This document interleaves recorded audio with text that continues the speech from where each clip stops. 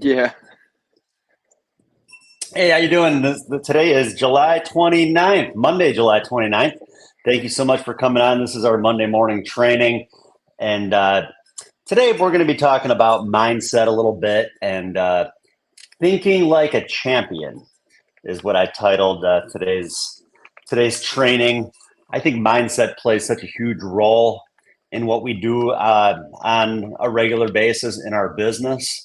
And at the end of the day, I mean, I just kind of think about like, let's say that you're going out to work for the week and you're heading out for the week and you just have this mindset like, oh man, I don't feel like it's going to be a great week. Like, how do you think your week's going to go?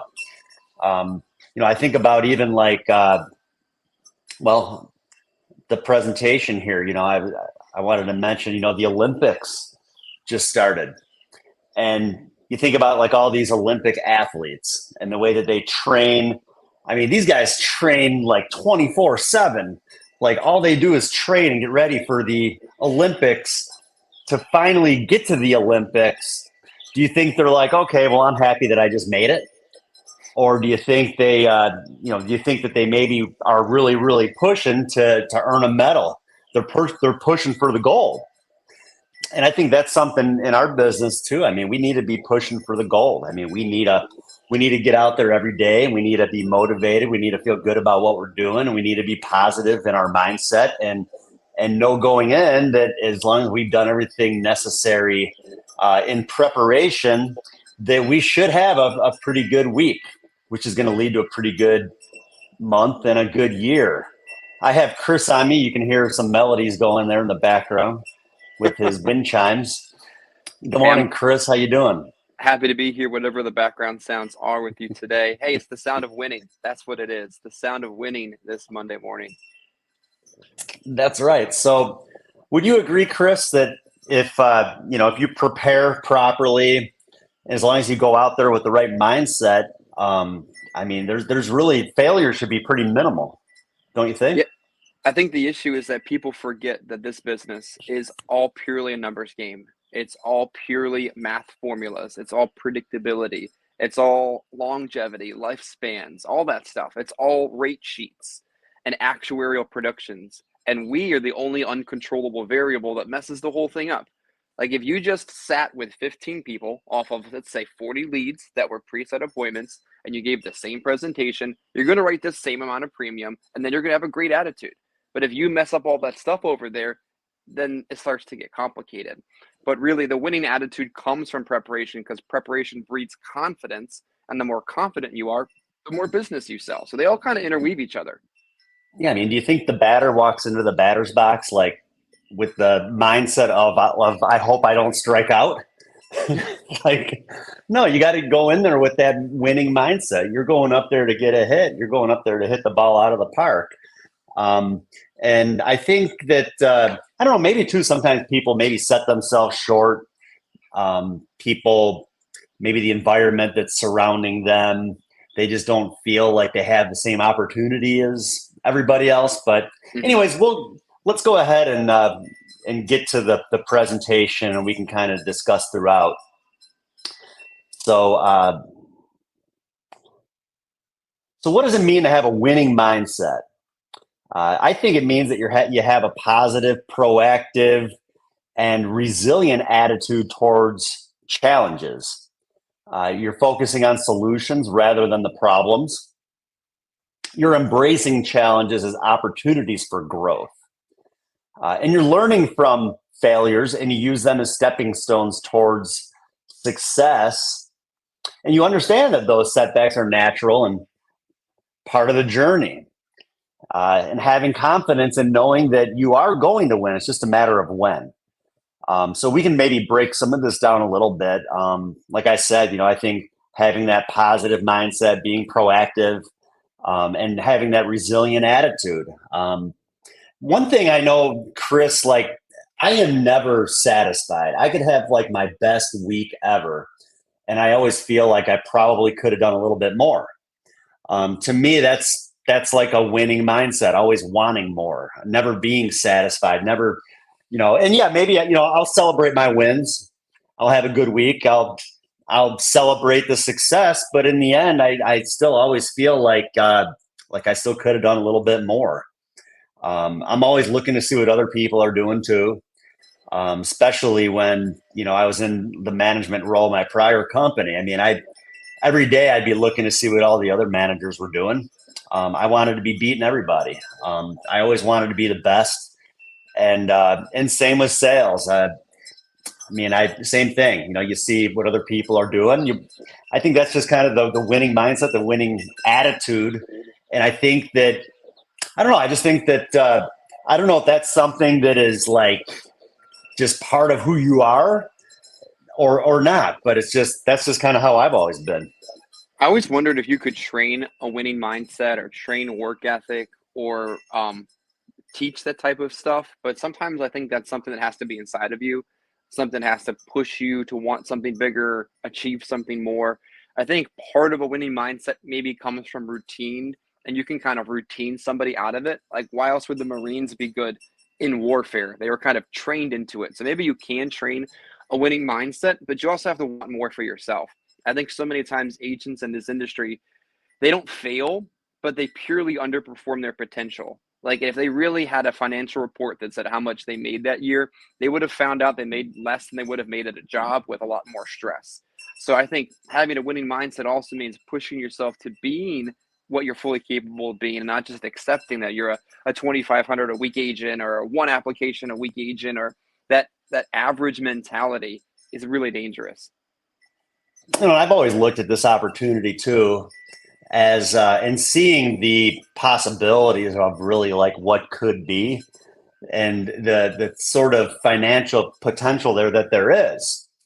And it's just like, why would I want to set myself short from being able to build the sort of wealth that I know I can build? So that's where I don't know. I've never really understood people that are just kind of happy to get by.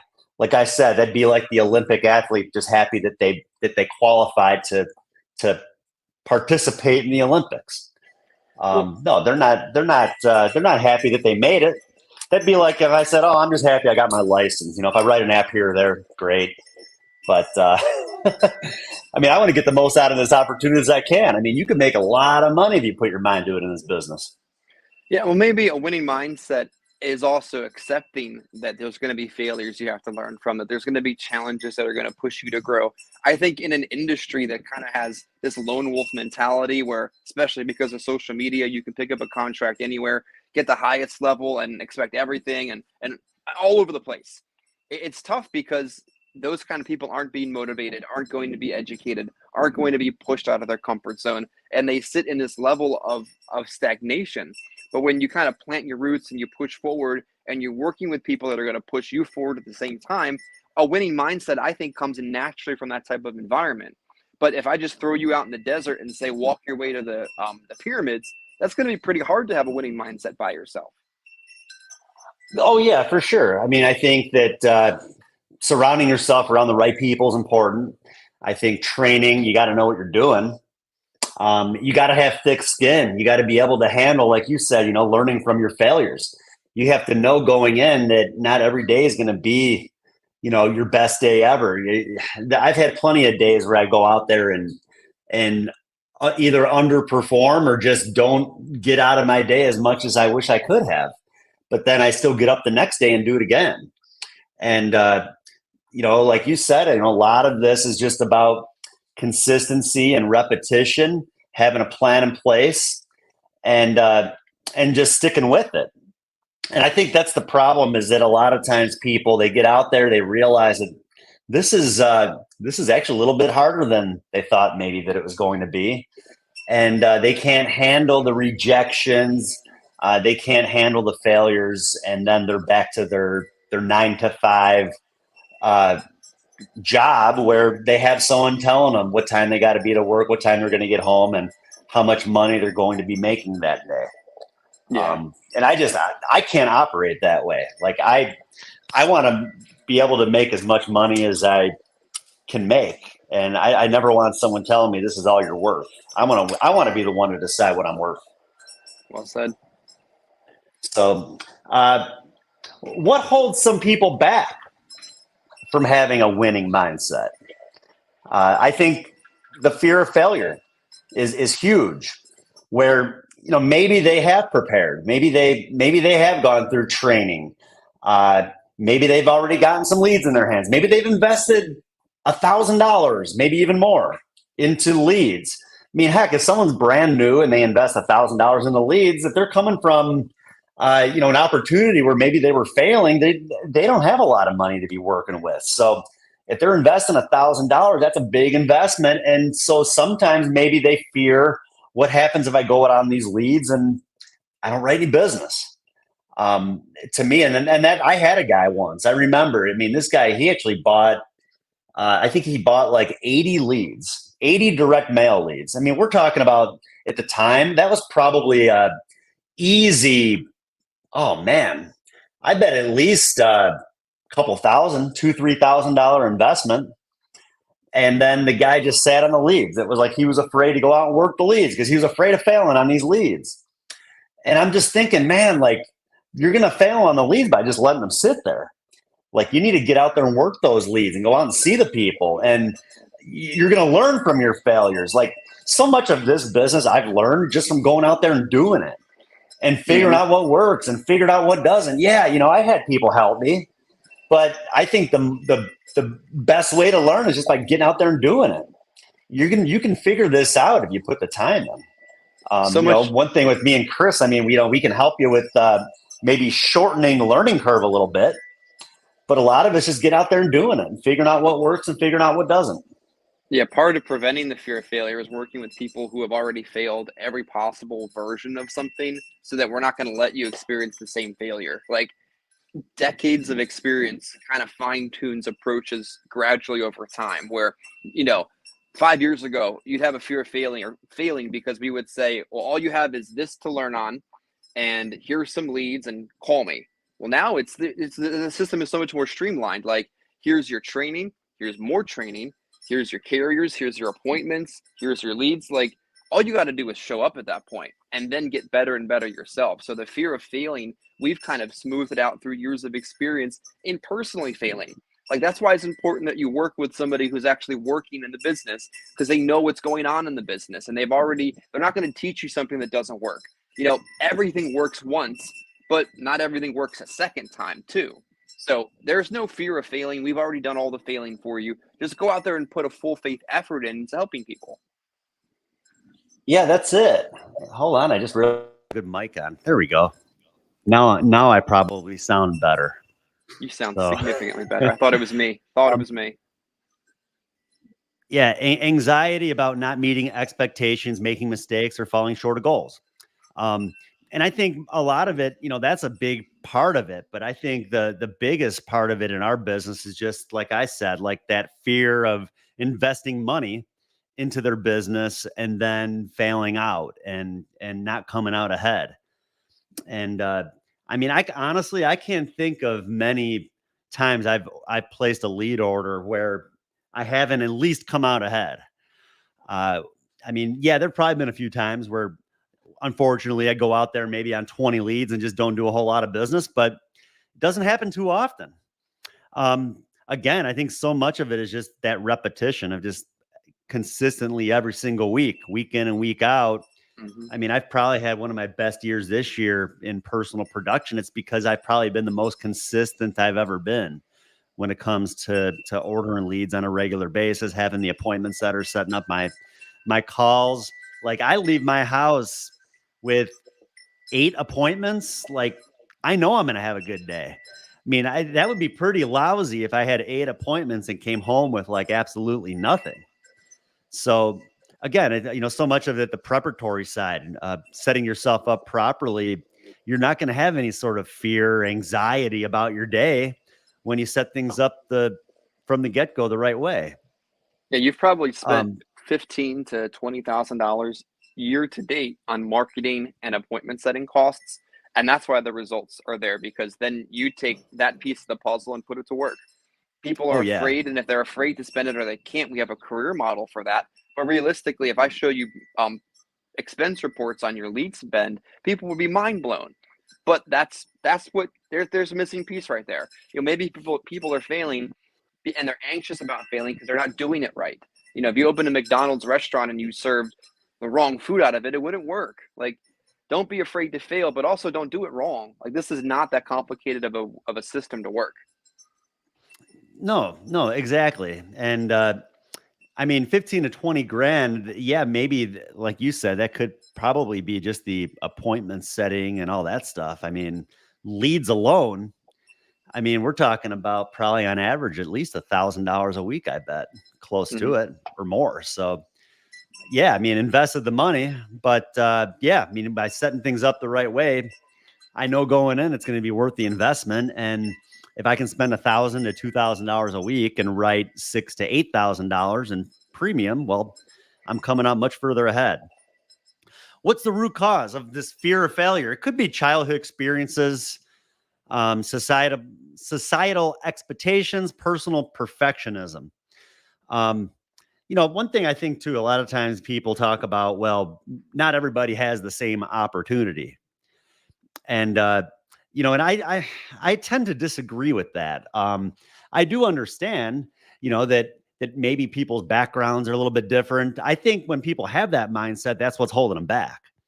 I think that, maybe someone's coming from maybe a bad situation or, bad family, life or whatever. But there have been plenty of successful people in the world that have come from absolutely nothing, and they didn't let the way that they were brought up affect their success. And one example would be like Tony Robbins, probably one of the richest people in the world. I mean, this guy came from pretty much nothing, his mom was a single mother raising him with, I think he ended up pretty much raising his siblings, like, because his mom really wasn't doing much to support them. So, but like I said, prime example, the guy came from pretty much nothing and very successful. So I just think sometimes people let, maybe even people around them get in their ear a little bit too much.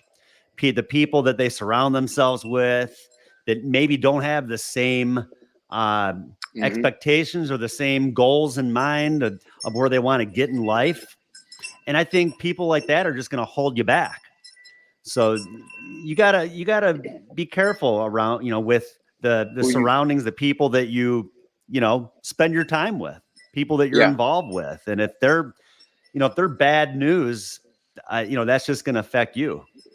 Yeah, I remember, Adam, years and years and years ago, even before this industry, I was sitting out with some friends, and all I could hear them talk about was complaining how they didn't have enough money, they didn't make enough money, and it was just this poor, unhealthy, negative mindset. And I'm thinking to myself, not making very much money myself, will get a second job, get a better job, get 3 jobs. Like, this is a disgusting room to be sitting in because all I can hear is this negativity affecting what I'm trying to do.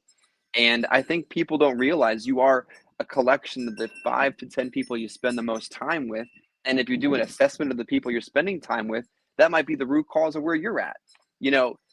I think the expectations of what you want each week in this business can be reasonable. All right, I'm going to get 10% better. Last week I wrote 4,000. This week I'm going to write 4,400. That's a reasonable expectation. You put so much pressure on yourself, maybe some people get nothing done. I was thinking last week, if you woke up at 5 a.m. and you worked all the way till 10 p.m. and you occasionally stop to eat and go to the bathroom, you really only have, Adam, 15 individual hour blocks to get stuff done. So maybe you only can get 15 things done in an 18-hour work day. Like, let's be a little reasonable with ourselves. We're human beings, about our expectations, but let's also be careful about who we surround ourselves with, because people can either push you forward or hold you back.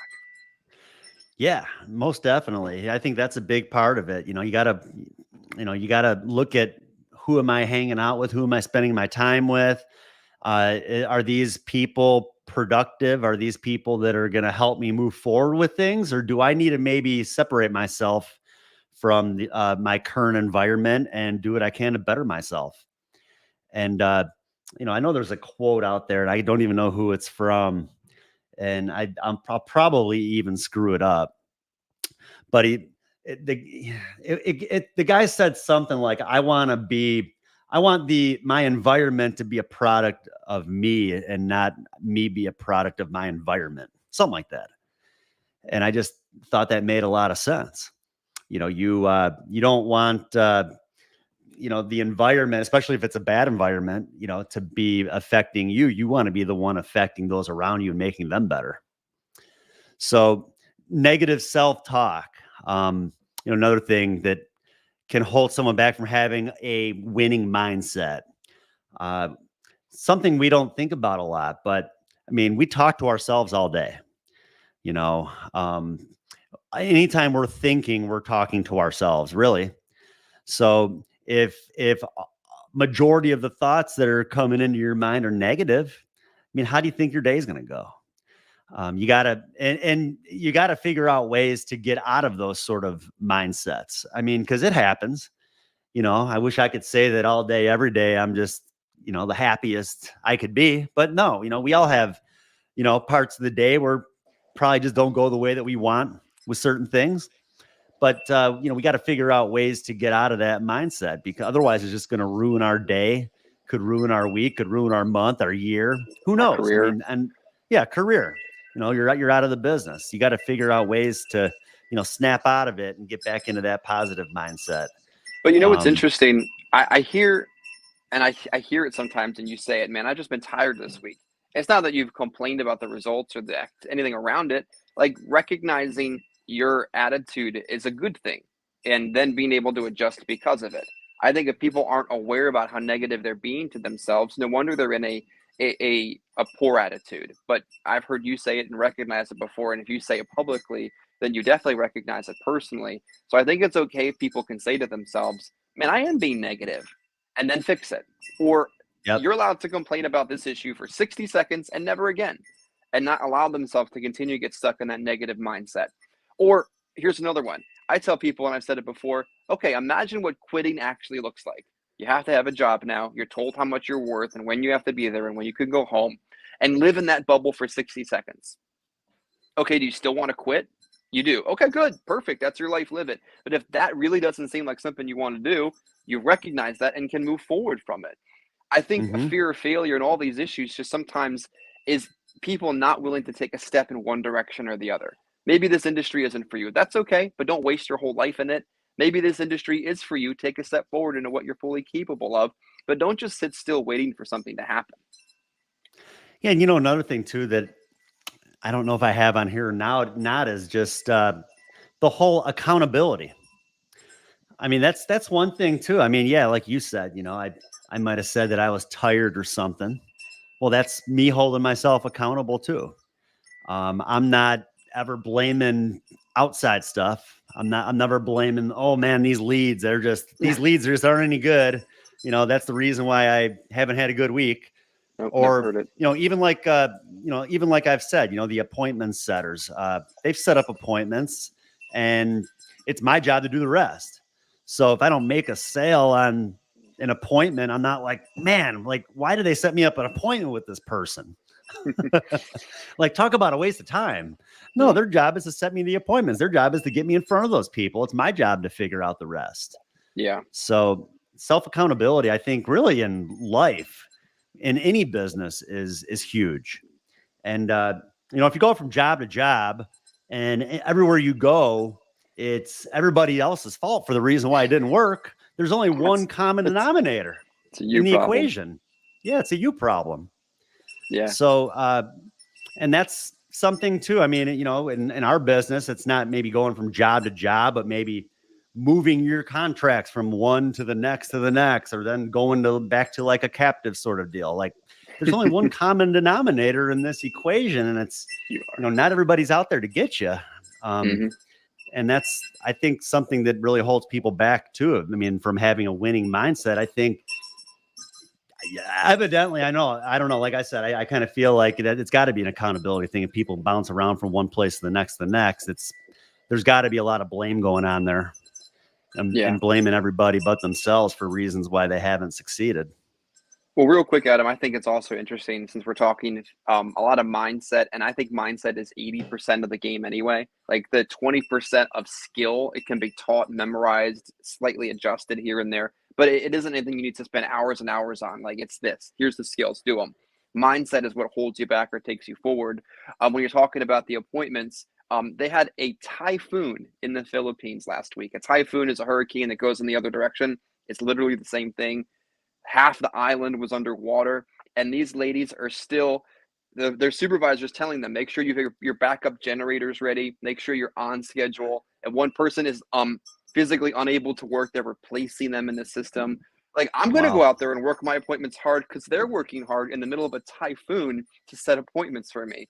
I don't know what domestic call center is going to work that hard for final expense appointments, but they literally worked last week through a natural disaster for us without any level of service interruptions. And they Hmm. deserve some respect online for that. Yeah, wow, that's awesome. That's I mean, right there, that just shows the value of wanting to earn business and wanting to earn a good living. And if anything, maybe they had the fear of losing the business if they didn't move forward. So but still, yeah, I mean, that's awesome to hear. Hopefully everybody is safe and Hmm. doing okay out there. But happy that they were able to move forward and still be able to work for us. Absolutely. Um, Perfectionism, excellence is admirable. Perfectionism can be paralyzing.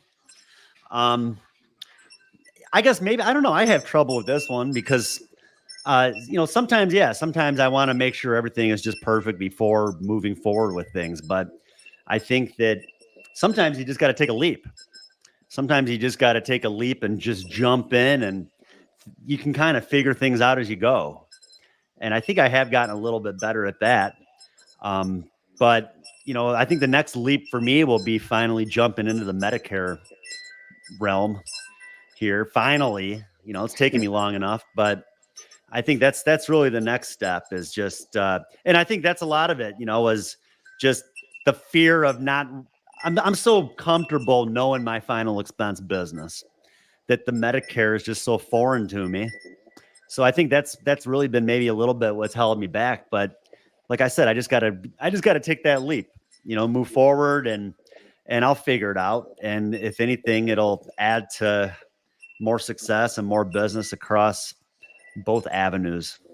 And what's interesting with So that is people have found, as much as they were afraid of what it would be like, they figure out very quickly that it's actually reinvigorating their career because you've mastered so much of what you've done. It becomes sort of mundane, but you're used to the mundane of the business. When you do something new that is proven to be successful, not just some off the wall made up crap, it turns things into even more excitement, like because it's brand new, it's challenging, but it's also something you've mastered.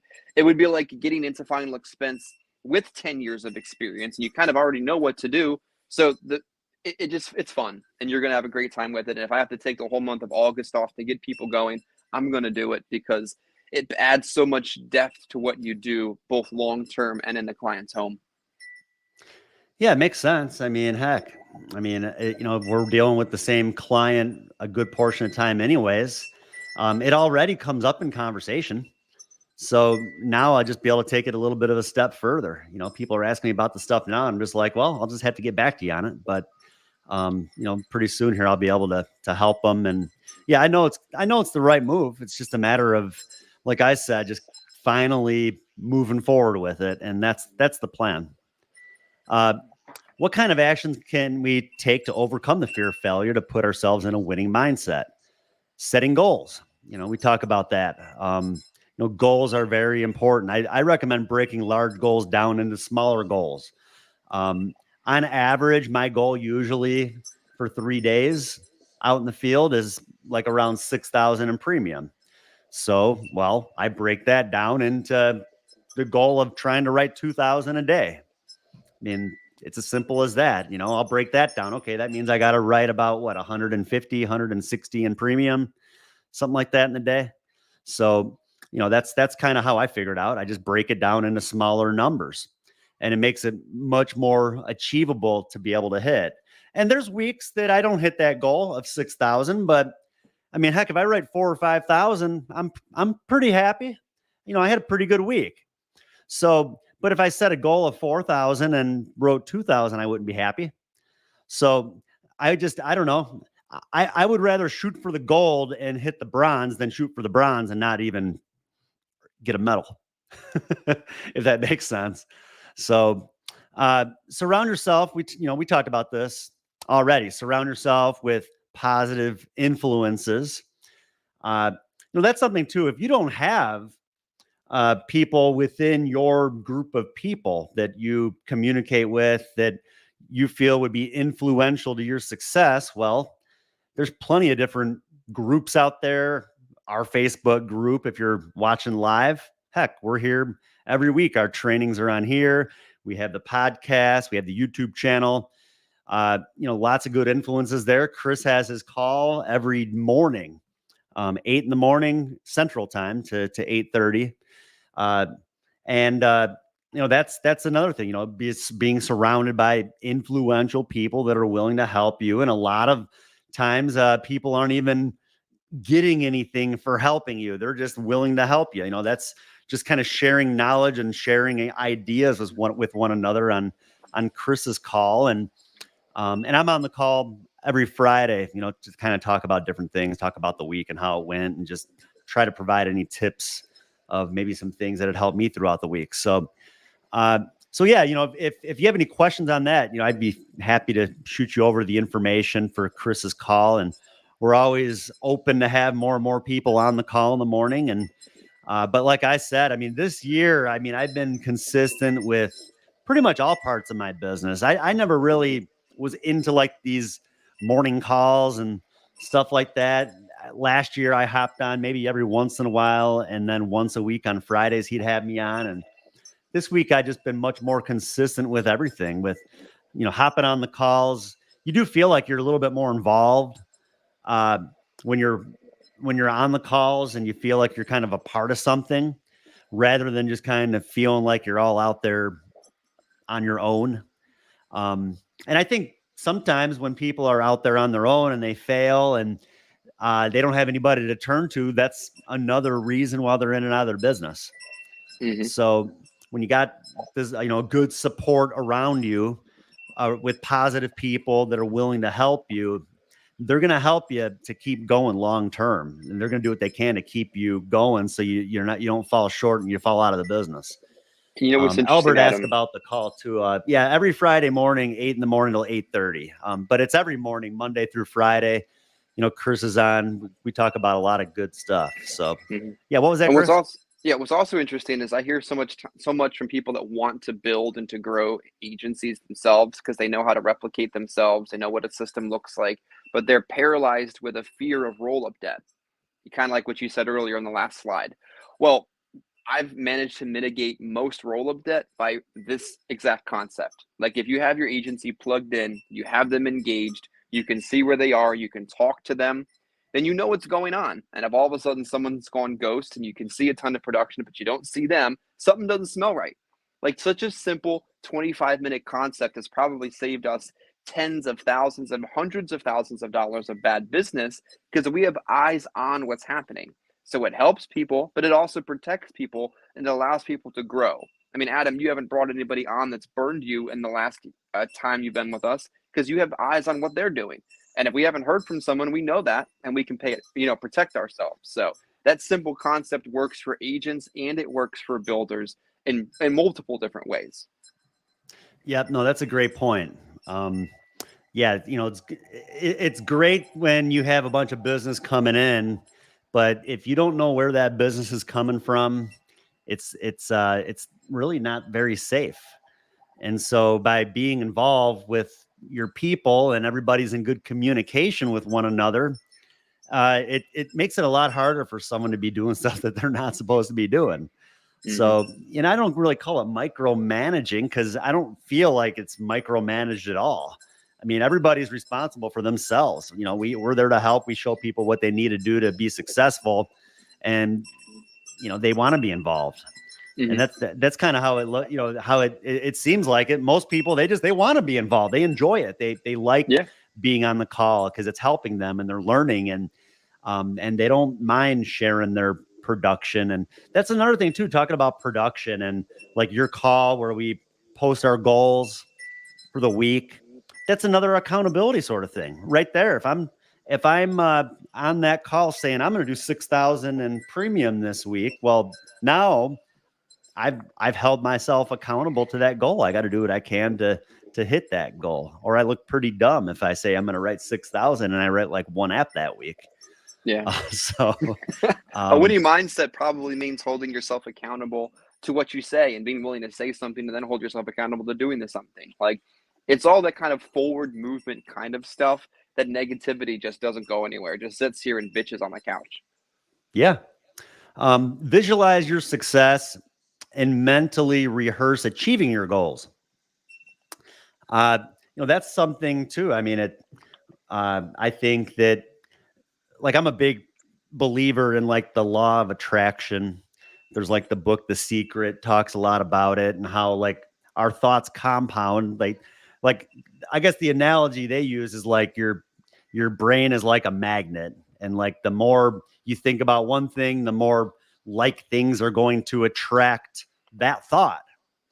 And so, even like the negative stuff, the more bad you feel about something, it's like the worse it gets. You keep thinking about it and it gets worse and worse, and those thoughts just continue to compound. But the positive mindset, kind of the same thing. And if you visualize your success and you see what you want to do moving forward, I really do feel like it does make it a little bit easier. Like I kid around with agents, or they think I'm kidding around with them, but like we'll be pulling up to a house when we're working leads, and I say, you know what? They've probably been sitting in there just waiting for us. She's just sitting there with her checkbook open. She's just wondering why we haven't gotten there yet. And that's just kind of like the mindset that I have when I'm going to the door. It's that man, why can't I think of the word right now? But I'm anticipating the sale. Like I know that I'm expecting the sale. Like I'm expecting that's why I'm there, because they want to do business. So let's see. Celebrate small victories along the way. Yeah, what's up, Chris? You look like you wanted to say something. Real quick. I mean, on some of the darkest days I've ever had that I still had to go out and work because I was scheduled to work anyway, in my head that is, I would say to myself, I would say out loud, God, just give me somebody with a blank captive company policy that I know I can improve. In fact, give them that one and the other company we commonly run into, and mix in a little Colonial Penn too if you could. And guess what? If you show up, I found them. Like, they're there. Just if I hadn't shown up, they would never be there. So visualizing and speaking these things into existence absolutely makes them true. I wake up and say, just give me 3 qualified people I can talk to every day, and I'll figure out the rest. It sounds silly, but it's just so true. And I just always have those numbers in the back of my mind of what I want to write for the day, what I want to hit for the day. And I mean, I'm going to do everything that I can while I'm out there to hit those goals. And I'm not going to go home early. I mean, I'm going to stay out as late as I can until I put forth, there's no chance I could do anything else that day.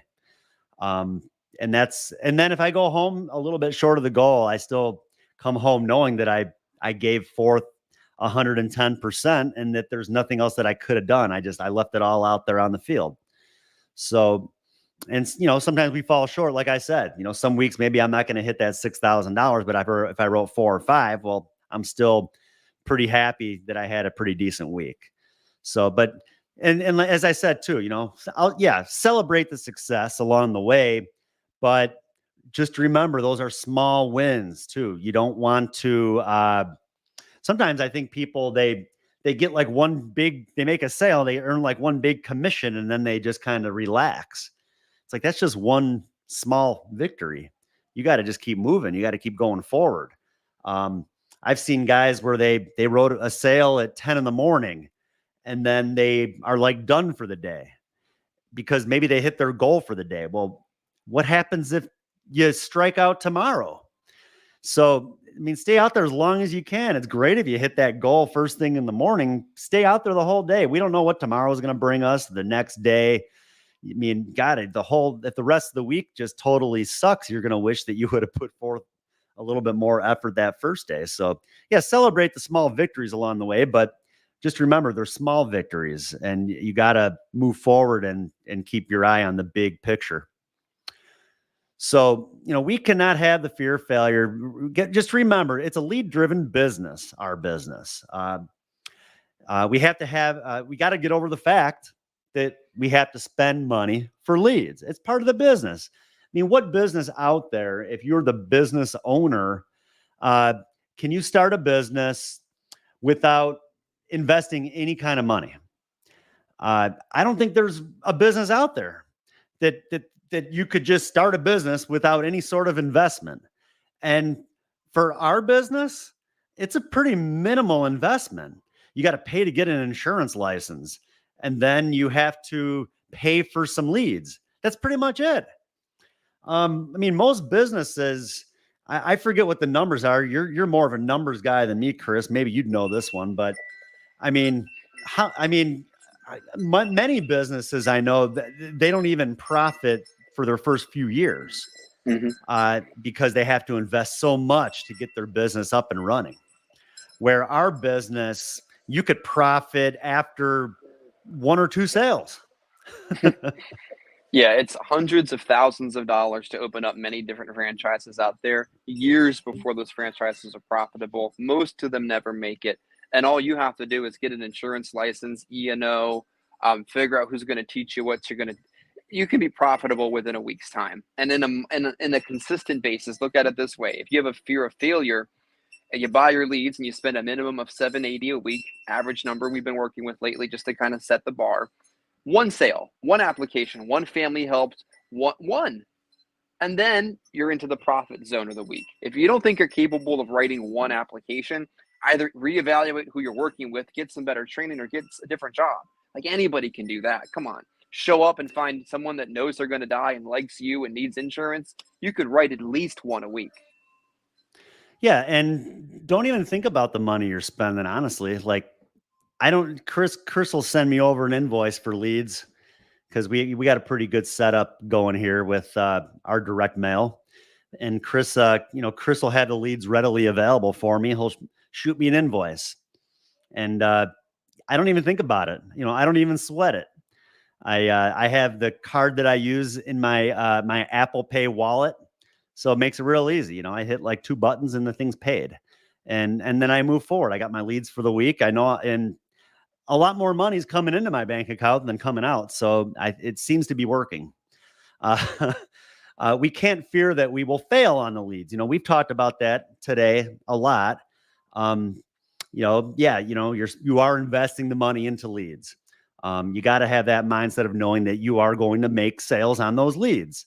You can't fear that you're going to fail on them. A lead, though, you got to remember, it's nothing more than someone who's expressed some sort of interest. It's not a guaranteed sale.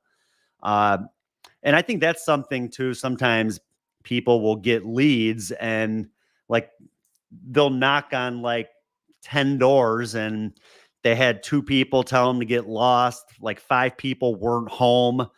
And they're like, well, these aren't any good. They're not taking ownership for the hobby. They're not taking ownership of the lead type, Chris. Well, it gets people's heads all the time. Like and then the lead type, how old the lead is, what did the lead say? Yeah. All of this crap is completely irrelevant. It's nothing more than somebody in your target demographic in marketing, somebody 50 to 85 with a pulse and hopefully a source of income or Medicare, and somebody who's raised their hand and said, I kind of want to know about that thing right there. And then it's our job. It's the appointment setter's job to take that information and set the appointment. And it's our job to take the appointment and turn it into production. People get so wrapped up in, well, did the lead say life insurance on it? Did the lead, oh my God, go to work, figure out the rest. Like, that is such a poor attitude to get wrapped up in. They're not ordering life insurance. And Adam, if they were ordering life insurance, if it was that easy, we wouldn't have a job. We wouldn't have a business, that is. We would be paid $20 an hour to sit behind a desk and send quotes and process policies. Because that's what happens in property and casualty. You should be glad that it isn't that easy. Yeah.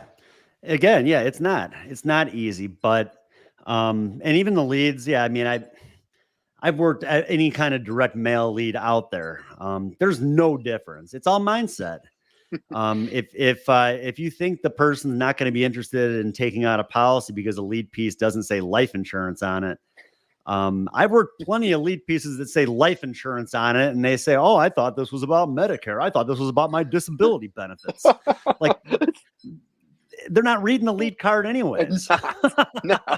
Oh, this is it's just a reason for you to be at, it's just a reason for you to be there and a reason for you to get in the door to explain what you're there to do. And heck, and to push and show as much value as that you can. So they see that it's something that they do need, regardless of if they realize why they were filling it out. It gets into people's heads so badly. I know we don't want to take up too much time today, but I had a presentation a couple weeks ago I think you'd get a kick out of. It turns out that the lead actually had the same last name as another appointment I had that day. So I got my leads out of order in Notability. And I show up at this house, and I'm not even sure if I'm at the right house at this point. She lets me in the house. Okay, that's good enough. We'll figure it out from here. I can't find the lead, but I don't make a big deal about it because I can't find it. And I start talking. Are you on Medicare? You're not. Okay, can't talk to her about that. You working? Oh, you are working. Okay, do you have insurance? Like, just found a reason to talk to her while I was there. And eventually I found the lead, and I was supposed to be there. But if I could, people would make such a big deal about all the stuff they couldn't control in that situation and would have lost the conversation. Like, if you have a problem with something, then your prospect's going to have a problem with it. And then you can't ever get anywhere in the presentation. Well, I don't know what the hobby was. I don't know what the hobby was either. I don't know when I filled it out. I don't know when you filled it out. Like, what are we really talking about? Or are you furthering the conversation, you know? Yeah, well, I mean, a lead, if the lead just came right, like I said, I just don't feel like it makes that much of a difference. I mean, you could have a lead that says right on it, fill this out if you want to buy a final expense life insurance policy, and this is how much it's going to cost. And click here for your appointment time. Yeah, and you'd still get people that would fill it out and be like, I thought this was free. It says right here, it's $47.95 a month. Well, I thought it was free. So, I mean, you just, and you know what? In a lead like that, if it was that specific, I mean, you'd be spending $200-300 a lead for it. And you're still going to get people that didn't know why they filled it out. Yeah. So that's where sales skills comes in. Like, okay, they'll make a big deal about it, continue the conversation.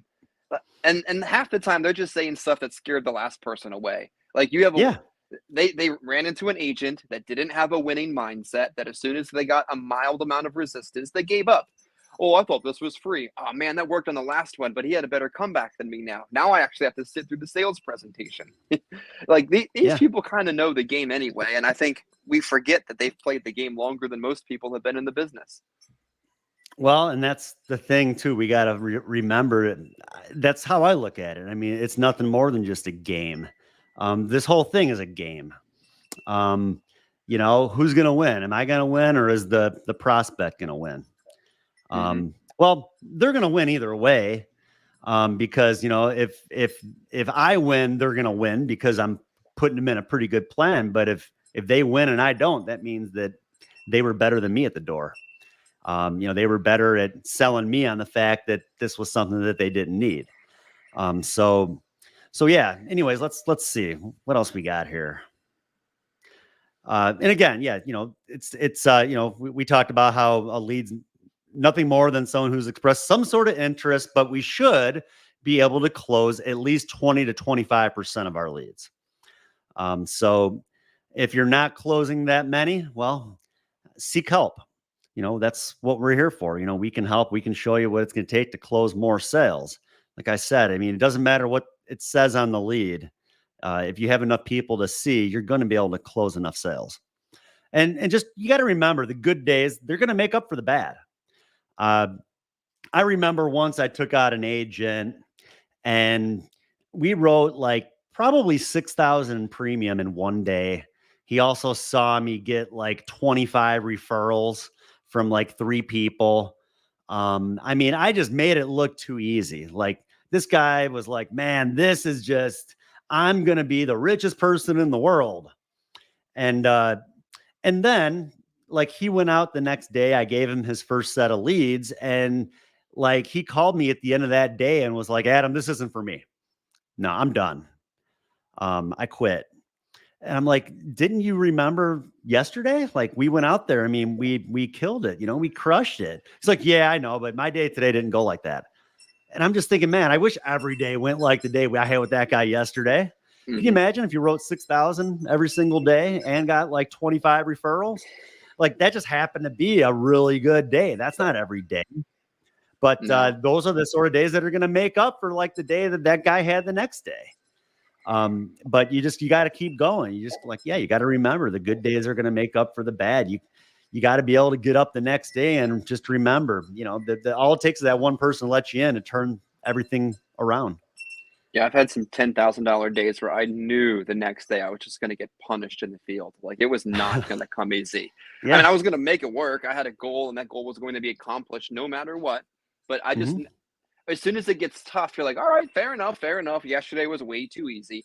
And that's part of the reason why I dislike ride-alongs. Like I'll give them my front seats open if you guys want to ever fly out and ride with me. But it also isn't very realistic. Like we've been at this so long. We've got 9, 10 appointments. We've got fresh leads. We're really good at what we do. It isn't really what it's going to be like their first day in the field in the car by themselves. So I think a lot of what's good is just getting out there and letting me fine tune you along the way. But ride alongs are almost like, let's just watch Michael Jordan shoot hoops. And then here's the ball. It's going to be a little bit different. And we're not Michael Jordan, but good days, bad days, you got to let them ride themselves out. Yep. And get used to getting rejected and be able to brush it off. You just got to remember when someone rejects you, that's their loss. It's not yours. You're there to help them. And if they don't want your help, well, that's their problem. It's not yours. You just got to move on to the next. And I mean, I run into that probably every day I'm out in the field. You're going to run into somebody that just isn't worth your time. So move on. I used to maybe get a little bit more frustrated about it. And now I just laugh it off. I laugh it off. I laugh in their face and just walk back to my car. That's their loss. Yeah, it's their loss. Like, I'm just here to help you. If you don't want my help, well, your family is gonna, that's who you're hurting, really. You're hurting your family in the long run. If you don't want me sitting down to help you, they're the ones who are going to be affected the most in the long run. So, and I'll even tell them that. But if you can't get anywhere with people, move on to the next. Again, we talk about the consistency in ordering leads. If you're working leads every single week, you're going to have more than enough to keep busy that you're not going to get overly frustrated when one person shuts you down. Mm-hmm. Always be laid back, assumptive. That was the word I was thinking about earlier. Assumptive. I walk up to the door pretty assumptive. Like, I'm there because they sent this card in. They want me here. They're just ready to take this policy out. That's just kind of the mindset I always have. And I'm always positive, always laid back. You can't be, I don't know if it's just our business. I don't feel like you can be like super professional either. Like it's good to be professional. It's good to look nice, but sometimes I feel like, I don't know, overly professional in our market can be intimidating, maybe. Mm-hmm. So, I mean, I'm pretty laid back, like depending on who I'm there to see. I'm pretty good at kind of matching personality, so I can kind of tell. But, if the guy answers the door and he seems pretty laid back, I'm going to be pretty laid back. Hey, what's up, Mike? Yeah, I'm Adam. But if it's someone that's, a lady who's just maybe seems a little bit more proper, I'm going to be a little bit more proper. But yeah, for the most part, I'd say pretty laid back, pretty assumptive, and I'm always very positive. Yeah, I think we need to make it routine too. Like if you think that it's weird that you're there, they're going to think that it's weird that you're doing something there. Like this is just completely normal. You do it 8 times a day, 5 days a week, on the hour, every hour. Like this is just your job. Like when it isn't, it's your business, but to them, it's just your job. Like a social worker or whoever shows up at their house, because all kinds of people show up at their house. It's just normal. So make sure that it feels normal to them as well. And I think what the industry has also done a really bad job of the last few years is like teaching people to overcome objections like it's some kind of confrontation. Like you got to have the fastest, quickest comeback to what they have to say, and we're going to duel it out on stage. Yeah, but the moment you get confrontational with somebody, it's over. Like they're not going to give you their social, their bank account, their kids' names, their medications. Like you got to have an approach that's even keel, matches them where they're at. And then you're not, like you said, desperate just because one person said no. If you have 100 leads in your hand, and I don't care if those leads are 10 years old, you're going to have plenty of opportunities, and it's going to teach you to get over no and move on to the next person. So give yourself more opportunity and don't get upset over those singular situations. Yeah. And, another thing too, Chris, talking about like going up and door knocking leads. I've had a lot of agents throughout the years tell me, when I first started, I was very uncomfortable going up to the door. I was nervous and I wasn't getting in as many houses. But the more I did it, the better I got at it and the more confident I got and the more laid back I was. And people were just much more comfortable with letting me in their home. So I think that's, if you're nervous, right away, I mean, people may be a little skeptical too. If like you're just kind of stumbling over words and you just don't feel very comfortable, they're not going to feel very comfortable. So yeah, same thing. The longer you do it, the better you're going to get at it. And you just kind of have to get to that point where you're comfortable and you're confident and you're going to get in more houses. Do whatever it takes to get in touch with your leads. We talk about that when it comes to door knocking, when it comes to setting up appointments. I've used delivery notices when I need to as a tool. You want to be consistent with ordering leads, but you don't want leads to slip through the cracks either. And usually the way I work my appointments, but then when I have no shows, when I have just a little bit of time in between, that's when I'm going to go back and work all of my other leads. I mean, right now I probably have about 800 leads that are not dispositioned that I never have to worry about finding something to do. If I have a no-show, I more than likely have another lead just a few minutes down the street. So, and that's just from being consistent, not bad, writing anywhere from 4 to 10,000 a week in premium and still having more than enough people to see on a regular basis if I have a no-show and stuff like that. Because you're not, like I said, you're not going to get a yes or no or every single lead. But as I said a few weeks ago, a lead's not dead until they die. So I'll keep that lead in my, I use GoodNotes. I know you use Notability, but I keep it on my iPad. And when I'm in that area, I'm going to do what I can to get in front of the people.